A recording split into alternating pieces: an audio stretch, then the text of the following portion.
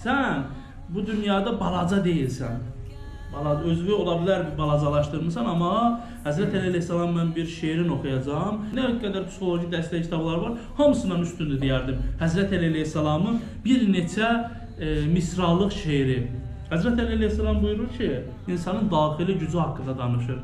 Həzrət Əli əleyhissalam buyurur ki, dəvəukə fikə və mə təş'uru. Buyurur ki, sənin dərmanın səndədir, amma dərk eləmirsən. Və dəvəukə minkə və mə tənzuru. Sənin dərdin də səndəndir, amma görmürsən. Ətəhsəbu ənəkə cirmun səğir. Sən elə bilirsən ki, kiçik varlıqsan. Və fikə intəvə əl-aləmul əkbər. Halbuki sənin daxilində böyük bir aləm gizlənmişdir. Və əntəl kitab əl-mubin əlləzi bi əhrufihi yəzhurul muzmər. Sən elə açıq-aşqar bir kitabsan ki, onun hərfləri ilə bütün gizlinlər ortaya çıxar.